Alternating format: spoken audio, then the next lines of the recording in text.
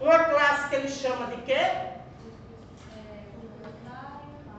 Como? Proletário.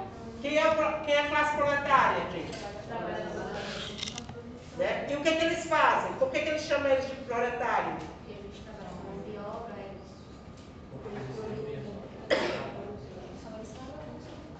Ele é o quê? Uma força de trabalho, né? Ele vende a sua força de trabalho. E como é que essa classe proletariada é tratada pelo sistema capitalista? Como Lembra? Tudo se transforma em mercadoria.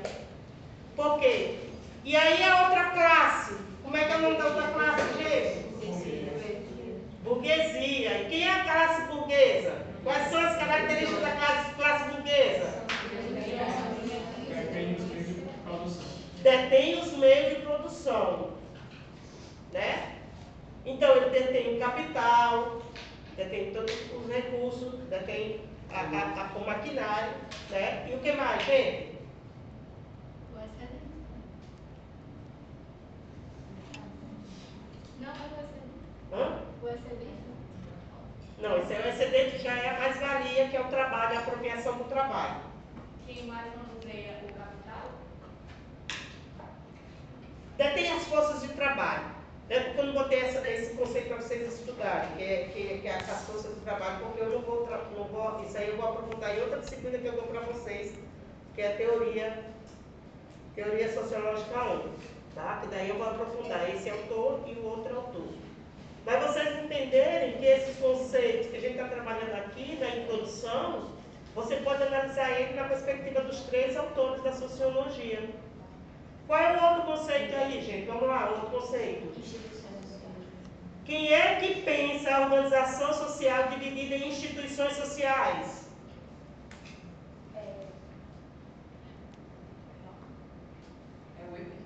Hermes Durkheim.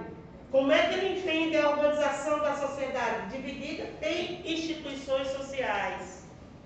E cada uma dessas instituições, ele diz que tem o quê? Uma função. Então, por isso que o método dele de investigação é funcionalismo. Porque cada instituição tem uma função social.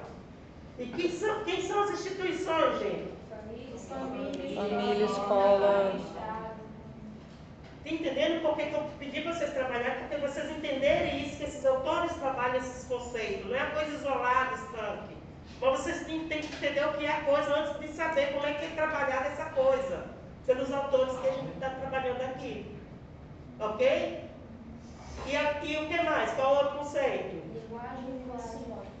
Linguagem faz parte também do conjunto das instituições. Né? Tem outros autores, que é o pessoal, quando vocês vão trabalhar, não sei como é que eles trabalham aqui, que é a Escola de Frankfurt, o Habermas, vai falar sobre sistema comunicativo. Ele vai falar da questão do uso da linguagem, né? Que essa linguagem é importante, porque a linguagem, né? E eu não vou aprofundar isso, porque senão eu vou para outra área do conhecimento. Mas a linguagem faz parte desse campo de quê?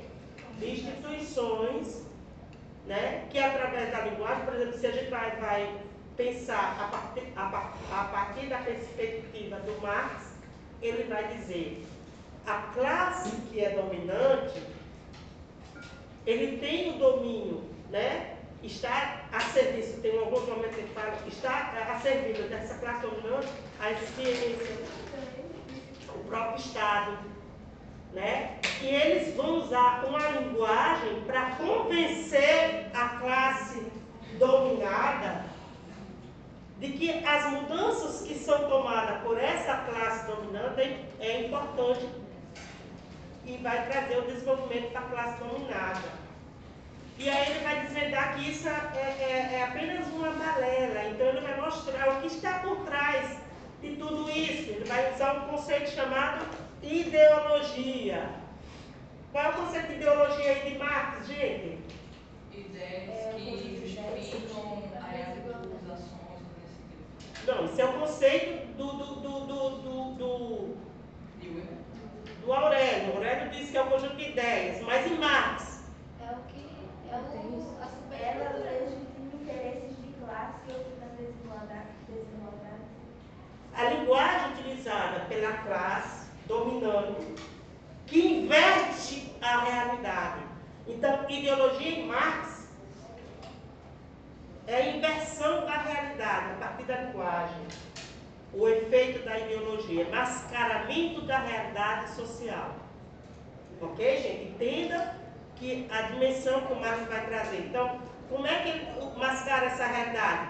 A partir do uso da linguagem, do poder de convencimento. E a gente vê hoje, as mídias, vários instrumentos dessa área midiática que são utilizadas para fazer com que as pessoas acolham aquilo, porque assim, é repetida tantas vezes que a pessoa que não vai se aprofundar, procurar entender o que está por trás disso aí, o que está por trás, né, dessa máscara, né, por isso que chama mascaramento de uma realidade social. Cai a máscara, o que está por trás? O Marx vai trazer para a gente justamente quais são os interesses que estão por trás desse grupo, dessa classe que domina. Então, a ideologia é justamente utilizada nessa relação de dominação de classe. Porque a grande questão da época, e hoje também, é como é que uma minoria pensando aqueles que detêm os meios de comunicação, de produção, consegue dominar uma maioria, que são o quê? As massas. Como é que eles conseguem? Através do quê? Do efeito... Hã? Manada. Efeito da ideologia. O efeito da ideologia. Que inverte essa realidade e as pessoas compram essa inversão como sendo e torna-se da validade dessa realidade. Compreenderam? Como se fosse uma persuasão. E aí é todos falando, então as pessoas verem, as pessoas engravatadas, os meios de comunicação tendenciosos, os que geralmente quem domina economicamente, domina, isso o Marx falando, domina a política, domina os meios de comunicação e por isso domina as massas. Ok? Então, por isso, vocês são o quê? São cientistas sociais em formação. Por isso que é importante desconfiar das informações recebidas. Ao desconfiar, você vai investigar de onde é que vem isso aí, a quem interessa essa informação, o que está por trás disso aí. Isso aí tem fundo de verdade? Não é verdade. Verdade baseada em quê? Em fatos sociais, nas ações sociais do sujeito. Ok? Eu trabalhei isso com vocês? Que, inclusive, essa senhora que me fala, a gente poderia deixar um gancho do conceito de linguagem, porque Bauman, por exemplo, fala que na sociologia a gente questiona os nomes e significados que a linguagem impõe. Então, será que caberia fazer esse gancho? Caberia também. Entendeu? Por exemplo, vou dar um exemplo disso aí. Olha o poder da linguagem, né? O poder da linguagem. Eu vou pegar um conceito de uma outra disciplina que eu trabalho, tá certo? Vocês sabiam, e aí o Foucault falando da história da sexualidade, ele diz o seguinte, é como se ele dissesse assim, você sabia que o conceito de homossexualidade foi criado primeiro do que o conceito de heterossexualidade? Mas por que foi criado? Foi criado para o quê? Para depois ser estigmatizado. Para botar dentro de uma norma. O que é a norma? Uma caixinha que diz que o normal é quem está dentro dessa caixinha. Olha o poder da linguagem aí. Tanto é que quando nasce esse conceito, ele nasce como homossexualismo. E ismo era considerado doença. Foram os movimentos sociais, né? Primeiro, gays e lésbicos, que começaram a luta para tirar do código lá de doença, porque aquilo ali não era doença, era questão o quê? Identidade. Né? É orientação sexual, uma identidade de gênero, ok? Olha o poder da linguagem. E aí, sai disso aí, entra outras, porque quem vai dar legitimidade a essas palavras, a esses conceitos, é os saberes, a linguagem científica. As ciências psíquicas vão pensar e criar nomes para atribuir sentido aos comportamentos dos indivíduos em sociedade. Então, a linguagem tem um poder muito grande. Certo? Então, mais o que mais? Vamos lá, continuando. Vocês sabem que eu estou dando aula já explicando. Socialização, mas não sei. Isso aí eu expliquei bastante. Isso aí eu não vou explicar, eu quero que vocês me digam. É todo ato que a gente tem no sociedade. A sociologia está aqui socializando, turma, socializando na escola, socializando na igreja. No momento você se sincero. Por quê? Porque de onde é que vem esse conceito? De onde é que vem? Lembra que eu falei sobre lá a definição do ser humano por Aristóteles? O ser humano é o que, gente? Social e político, animal político. Né? Então, automaticamente, sendo ele um ser humano, um ser social e político, então, automaticamente, ele vive no processo de quê? Desse conceito que eu pedi para vocês investigarem, socialização. E essa socialização se dá de diferentes formas, né? Porque envolve o quê? Envolve interesses também por trás, interesse de grupo, e assim sucessivamente. Ok? Eu estou dando praticamente a prova aqui para vocês. Né? Então, vai lá, continua. Modo de produção.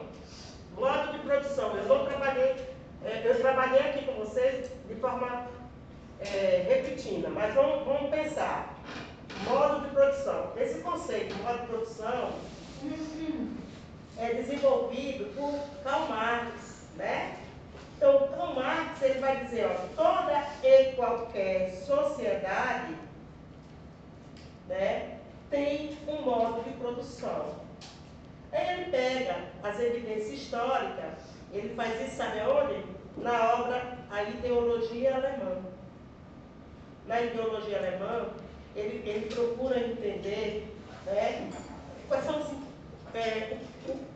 que é essa sociedade, essa organização societária, né, pautada em um modo de produção capitalista. Então, assim, o que aconteceu antes de chegar nesse modo de produção capitalista? Então, ele vai dizer assim, olha, teve o modo de produção tribal, o modo de produção asiático, o modo de produção da Grécia clássica e o modo de produção feudal. A cada mudança do modo de produção, houve o quê? Houve uma ruptura de um modo de produção para instalar um novo. E o novo é justamente esse modo de produção capitalista. Né? O que é um modo de produção? Defina aí o modo de produção. É a forma como a sociedade organiza. Como a sociedade organiza o quê? Trabalho. O trabalho, a produção. Então, por que Marx diz que o que diferencia o ser humano dos demais animais e que é entre contradição com a Hannah Arendt? Lembra da Hannah Arendt que eu trabalhei com vocês? Não trabalhei todo o slide, mas como eu não vou cobrar ela, mas depois eu passo aqui, isso é importante para vocês. Inclusive, é um livro que vocês devem ler, A Condição Humana. É importante que vocês leiam, certo? Então, o que a Hannah Arendt vai discordar do Marx nessa questão? O Marx diz que o que diferencia o ser humano dos demais animais irracionais é a sua capacidade de realizar trabalho. Né? Automaticamente, essa realização do trabalho vem para atender o quê? Em primeiro lugar, quando o homem realiza trabalho, é para atender às suas necessidades de sobrevivência, subsistência. E o que eu gosto na Hannah Arendt? A Hannah Arendt vai discordar, pede licença ao Marx, né? Na condição humana, ela vai discutir o que nos torna humano. Atividade, né? Humano, o que nos torna humano? Ou seja, o que ela está querendo dizer? O que nos diferencia dos animais irracionais? O que nos faz humano? E ela vai pegar 3 categorias de análise para explicar, que é labor, trabalho e ação. Então ela vai dizer, isso é característica, né, dos seres vivos. Só que o ser humano, justamente na terceira via que ela vai chamar de ação, é o que vai diferenciar dos demais animais irracionais. Mas eu não vou entrar nisso para vocês não confundirem, porque eu estou trabalhando na perspectiva do Marx. E aí ela discute e diverge do Marx e vai da sua linha. Mas a gente está entendendo por quê? Porque se você vai discordar ou não a partir de tudo que vocês forem entrarem, lerem alguma coisa, vocês pensarem que aquilo não tem sentido para vocês, então vocês lembram da crítica? A crítica, ao fazer uma crítica, você tem que propor algo, né, em relação àquilo que você está criticando. A crítica não é válida assim, crítica pela crítica. Ok, critica, sim, mas aí qual é o novo que você traz para poder substituir aquilo que você está criticando? Então você pega autores, é claro que a gente está num momento ainda de aprendizagem, vai ler autores, né, que pensam de uma forma diferente e vai contra-argumentar contra o autor. Isso é o primeiro processo, né, do desenvolvimento intelectual e científico dos nossos alunos aqui na universidade. Né? Então, explicar, assim como Marx explicou o princípio contraditivo, o princípio explicativo da contradição, que ele vai ver a contradição aí entre as duas classes, a contradição inerente à categoria trabalho. Qual é a contradição inerente à categoria trabalho? Ele vai dizer o seguinte, ó, presta atenção, que o trabalho, ele tem em si próprio uma contradição, porque na medida que ele gera riqueza, aqueles que produzem essa riqueza ficam cada vez mais empobrecidos. Ele está falando o quê? Da relação entre modo de produção e as classes sociais. Estão compreendendo? Estão acompanhando o raciocínio? Uhum. Tem dúvida, me pergunta, gente. Não deixa a dúvida para a prova, porque na prova me dá amnésia, eu não sei de nada na hora.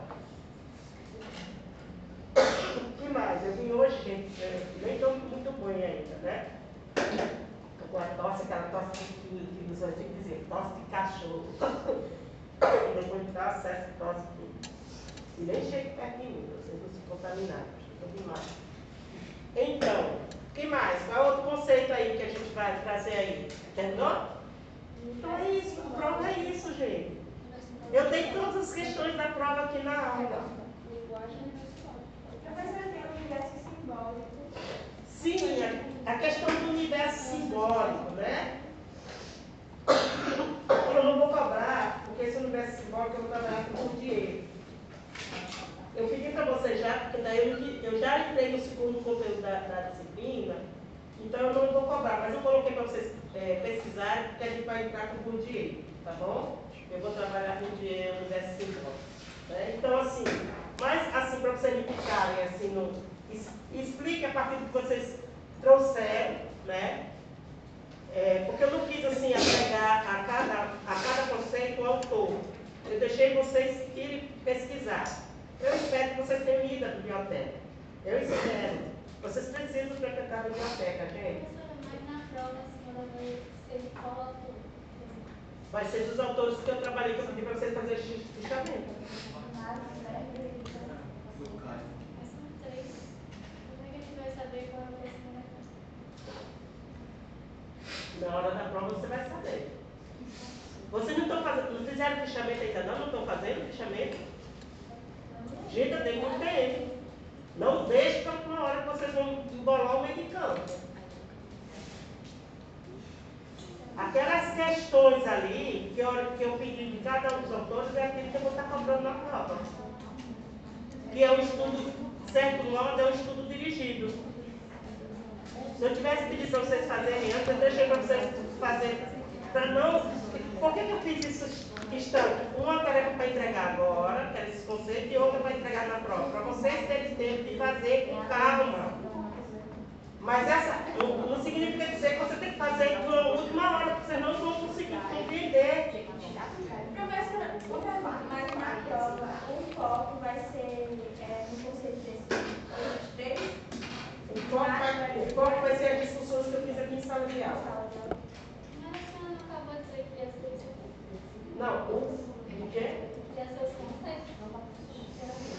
Sim, minha querida, mas é os conceitos dentro da forma como eu trabalhei em sala de aula, como eu expliquei aqui para vocês.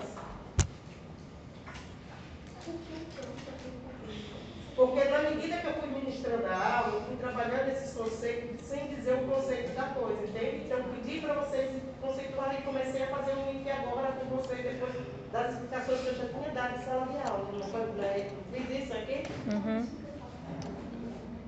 É só vocês olharem lá o diário da disciplina. Eu não cobro nada porque eu não trabalhei com vocês, gente. Eu jamais faço isso. Eu trabalho em cima daquilo que eu estou acompanhando. E eu fui deixando dizer assim, faça fichamento dos textos. Eu fui deixando os textos.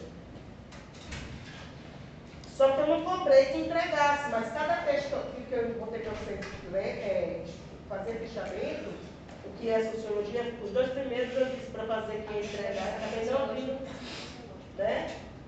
Tudo aquilo ali é retrato do que eu estava trabalhando em sala de aula. Alguma dúvida, gente? Querem perguntar alguma coisa? Professora, aqueles conceitos fundamentais da sociologia, logo no começo da disciplina, a senhora vai cobrar? Vou. É a mesma, as coisas básicas. O objeto da sociologia e tal. Não. Isso é assim, ó. Presta atenção, olha. Lembra que eu dei uma aula aqui falando dos autores? Eu falei dos autores dentro da perspectiva geral. Né? Presta atenção, gente. Então, eu falei do Marx. E eu disse que o Marx, gente, quando eu estava falando sobre metodologia, né? O que a sociologia estuda, e eu vou explicar a partir dos autores. Então, eu disse assim, qual é o objeto de investigação? Expliquei o objeto de investigação de cada um desses autores, e depois eu perguntei para vocês, qual é o objeto de investigação do Marx? As classes sociais. E o que são classes sociais? Eu pedi para vocês investigarem, entende? Sim. Eu expliquei e eu pedi para vocês investigarem, porque, está entendendo? Qual o método de investigação do Marx? Conflito. Dialética. O método dialético. Lembra do círculo dialético? Tese, antítese e síntese. Eu dei aula disso aí, né? Então, objeto de investigação, classes sociais, eu pedi para vocês investigarem. Método de investigação, método dialético, né? E o conjunto, né, conceitual teórico dele, né, que abarca toda a teoria dele, que é o chamado, que eu não botei para vocês pesquisarem, o chamado materialismo histórico. Por que é materialismo histórico? Porque ele faz na ideologia alemã, na obra Ideologia Alemã, presta atenção, gente, na obra de Ideologia Alemã, ele vai falar sobre a sua teoria, que vai atribuir sentido à própria teoria sociológica, que é o materialismo histórico, né? Então, o que ele vai fazer? Ele vai fazer uma crítica aos jovens hegelianos que o jovem hegeliano falava do materialismo histórico, mas falava dentro de uma perspectiva filosófica, de contemplação. E ele vai dizer assim, do dever ser do homem. E ele, ao fazer uma crítica, ele vai chamar isso aqui, a ideologia, que é mascaramento dessa realidade, ele vai dizer assim, não basta contemplar a realidade, tem que fazer o quê? Transformar essa realidade. E o processo de transformação dessa realidade se dá a partir da revolução. Então ele vai dizer, é justamente no momento em que o indivíduo está sendo construído, influenciado pelo modo de produção, ele tem que fazer o quê? Tem que subverter esse modo de produção, uma vez que ele vai dominar as técnicas e ele vai promover a revolução, que ele vai chamar da ideia, né, que ele é influenciado pelo socialismo utópico francês, ele é influenciado pela economia clássica, né, ele vai fazer uma crítica aos economistas clássicos, Adam Smith e Ricardo, estou lembrando o sobrenome dele agora, mas era um dos clássicos que estava lá, e ele recebe influência também do socialismo utópico francês, da economia e da política, né? E da política.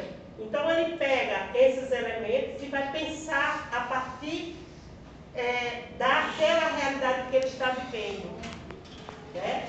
E que realidade é essa? É uma realidade onde está instalado na sociedade um conflito de classe.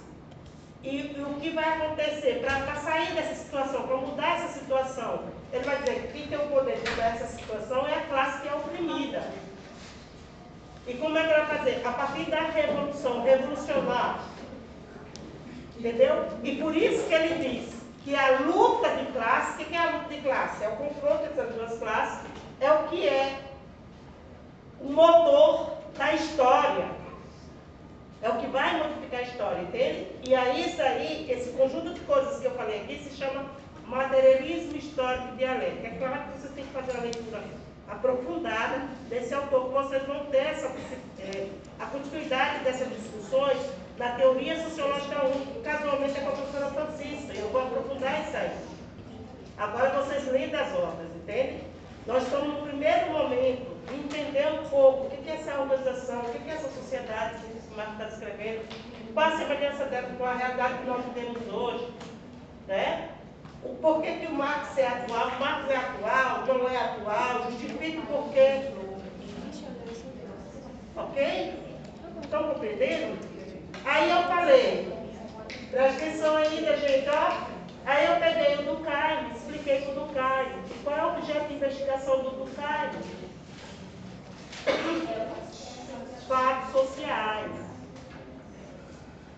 Então, ele tem um projeto de investigação porque ele também vai pensar a sociologia como ciência. E é esse autor que traz, que aplica a sociologia como disciplina e passa a desenvolver. Ele recebe influência de quem? Do Augusto Comte, né? Que era o criador do positivismo que predominava aqui na Europa. Tudo isso eu falei, não falei, gente? Não dei aula disso aqui? Sim. Tá certo? E aí, o que eu falei mais ainda? Eu disse, o objeto de investigação do M. Durkheim são os fatos sociais. O método de investigação funcionalista. Por quê? Por que é funcionalista? Porque ele entende a sociedade dividida por quê? Instituições. E que cada instituição tem o quê? Uma função social. Eu não falei isso aqui, não expliquei, não dei aula sobre isso. Uhum. E aí depois o que eu falei? Né? Então, qual o conjunto teórico que vai atribuir sentido a essa composição metodológica? Ele vai criar várias teorias, onde ele vai trazer alguns conceitos epistemológicos, né, que chamam epistemologia, onde ele vai falar sobre consciência coletiva, solidariedade orgânica e mecânica. Então, eu não aprofundei isso, porque isso vocês vão aprofundar em outra teoria, que é a continuidade disso aqui. Que aqui é uma introdução. Entenderam? Aí eu pego o Weber. Aí eu pergunto para vocês, qual é o objeto de investigação do Weber? Ação social. Até uma pergunta de um dos alunos, né, que tentou para eu explicar, eu disse, não é nesse momento. Toda e qualquer ação social, ele vai dizer, não, é ação social cujo sujeito, que somos nós, né, atribui o quê? O sentido. E o que o cientista social vai investigar? As conexões de sentido. Trazer as evidências. Eu não falei isso aqui? Não dei aula sobre. Entendeu? Então, eles estão todos correlacionados. Ok? Então, para vocês entenderem que a prova é referente a tudo isso que eu trabalhei com vocês. Aí eu trouxe outras leituras, né, para vocês trabalharem. Passei uma atividade aqui em sala de aula, para vocês entenderem desse processo. Para não ver uma coisa distante de vocês. Não fiz isso? Uhum. Pedi para vocês fazerem esse fichamento. Que é onde vocês vão interpretar os intérpretes desses autores. Eu nem botei para vocês lerem o autor na íntegra, porque eu vou botar vocês para fazer o autor na íntegra na outra disciplina. Por enquanto são os intérpretes. Alguma dúvida? Querem fazer alguma pergunta? Estão preparados para a prova? Porque daí com toda essa aula que eu dei hoje, eu praticamente dei toda a prova aqui para vocês. Peraí, ela leva sua mão primeiro. A prova serão várias questões, não só como Olha, aí uma outra pessoa já está perguntando, a prova apenas. Então, geralmente, eu coloco, tipo assim, 10 questões. Cada uma dessas questões tem um valor, né? Peso, né? Tem questão que vale 2 pontos, tem questão que vale 1 ponto. Você tem que escolher as questões que você se sente melhor, né? Que domina melhor, e responde ali, de modo que tem que somar 7 pontos. É muito escolha? Nesse sentido Não. É perguntas e respostas. Só que eu vou botar 10 questões. Vocês têm que somar 7 pontos. Dessas questões, tem questões que valem 1 ponto, tem questões que valem 2 pontos. Então, professora, é demonstrativo? Não, é É discussível. discussível, às vezes. Vocês só vão escolher. É muito que escolhe no sentido de que vocês vão escolher as questões que vocês vão responder. Está entendendo? Vocês vão entender?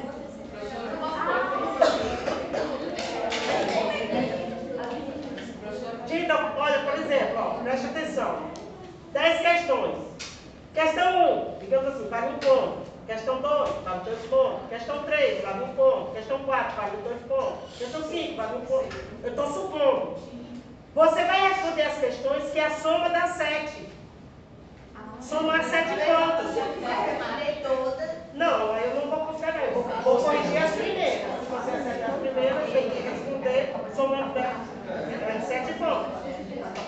Ok? Entenderam? Dissertativa.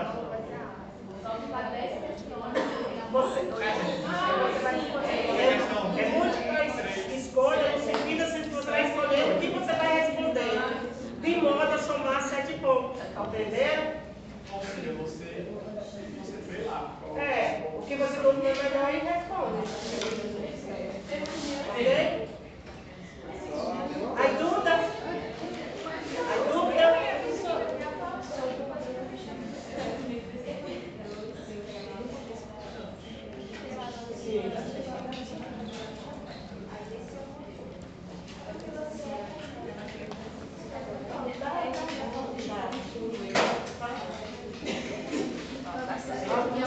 Alguma dúvida, gente? Quem é? Tá.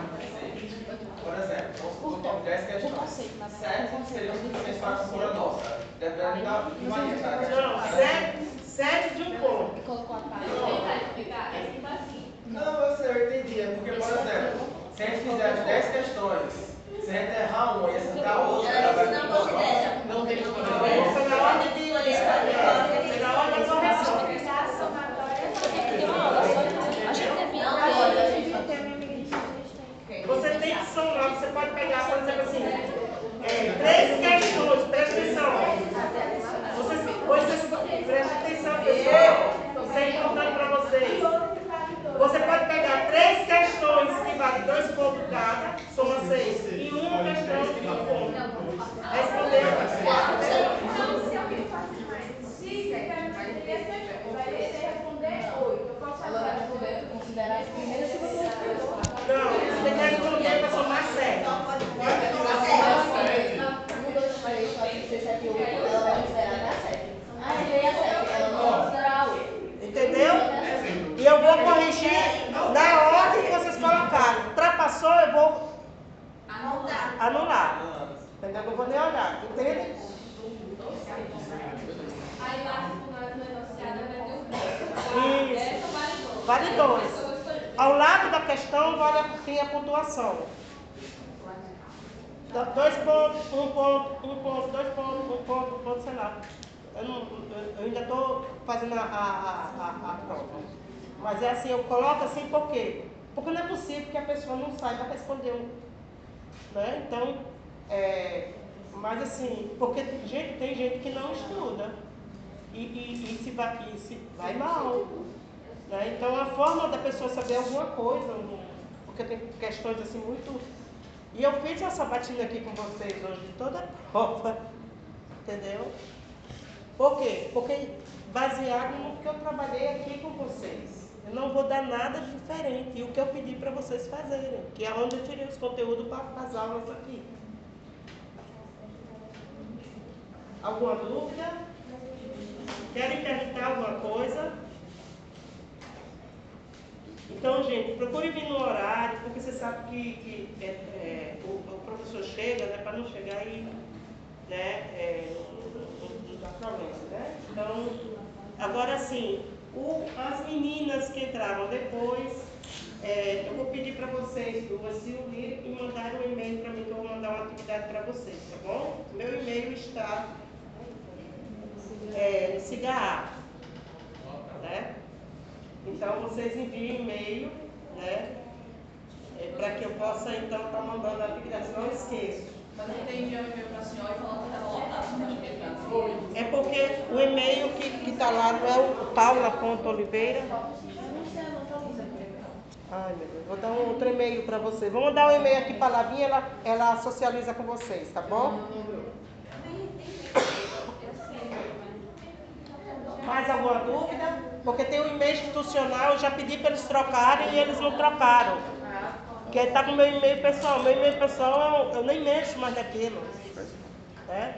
E está lotada mesmo. Mas o e-mail institucional é maior, então é só para a universidade. Então, gente, por hoje é só, tá bom? Eu nem sei o horário. 10 horas. 10. Agora 10 e Vou pouco. sair um pouquinho porque eu não estou muito legal mesmo. Deixa eu só